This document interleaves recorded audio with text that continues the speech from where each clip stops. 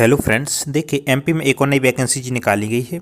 जो है वैकेंसी रहने वाली है वो मध्य प्रदेश पशुपालन विभाग की ओर से वैकेंसी जी निकाली गई है। यदि हम टोटल वैकेंसी के बारे में बात करेंगे तो टोटल 192 पदों पर यह भर्ती रहने वाली है। इसके बारे में हम सारी डिटेल्स देखेंगे और देखेंगे कि आप यह जो पीडीएफ है वो कहाँ से डाउनलोड कर सकते हैं, कौन कौन आवेदन को कर सकता है और इसकी योग्यता क्या रहने वाली है और जो सिलेक्शन प्रोसेस है वो किस प्रकार से रहने वाला है। तो सारी डिटेल्स को प्राप्त करने के लिए आप वीडियो को अंत तक जरूर वॉच करें और वैकेंसी से संबंधित जो भी डाउट हो तो आप हमें कमेंट भी कर सकते हैं। और यदि आप चैनल पर नए हैं और चैनल को अभी तक आपने सब्सक्राइब नहीं किया है तो चैनल को सब्सक्राइब कर लीजिएगा।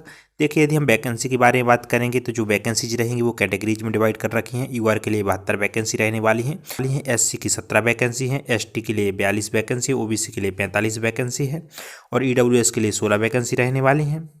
और देखिए, जो इसमें महिलाओं के लिए जो आरक्षित पद रहने वाले हैं फीमेल, इसमें जो फीमेल के लिए अलग से आरक्षित पद रहेंगे वो यूआर के लिए 25 रहेंगे, एससी के लिए 6 रहेंगे, एसटी के लिए 15 रहेंगे, ओबीसी के लिए 16 रहेंगे और इसके बाद ईडब्ल्यूएस के लिए 6 पद रहने वाले हैं। इस प्रकार से जो आपकी टोटल वैकेंसीज बनेगी वो 192 पर भर्ती होने वाली है। देखिए, अब हम इसकी योग्यता के बारे में बात करेंगे कि इसकी योग्यता क्या क्या रहने वाली है। देखिए, इसके लिए सबसे पहले आपका रोजगार पंजीयन होना अनिवार्य है। यदि आपका रोजगार पंजीयन नहीं है तो आप करवा सकते हैं। रोजगार पंजीयन आपका अनिवार्य रहने वाला है।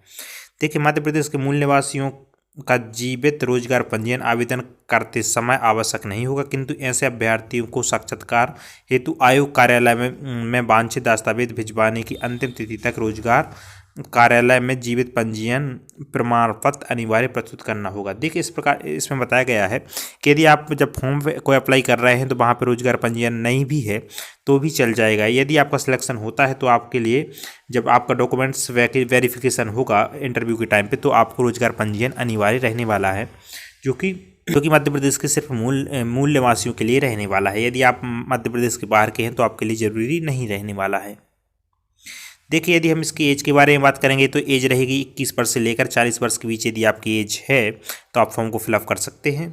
और जो एज रहने वाली है वो जनरल वालों के लिए रहने वाली है। यदि आप SC ST या OBC से आते हैं तो आपके लिए एज में रिलैक्सेशन मिलेगा, जो कि 5 वर्ष का रहने वाला है। और जो आपकी आयु की गणना की जाएगी वो 1 जनवरी 2025 से की जाएगी। देखिए, अब हम इसकी सिलेक्शन प्रोसेस के बारे में देखेंगे कि जो इसकी चयन प्रक्रिया है वो क्या रहने वाली है। तो यदि हम चयन प्रक्रिया के बारे में बात करेंगे तो चयन प्रक्रिया के लिए आपको वस्तुनिष्ठ प्रश्नों के OMR शीट पर आपको पेपर देना होगा, जो कि आपका ऑफलाइन पेपर होगा।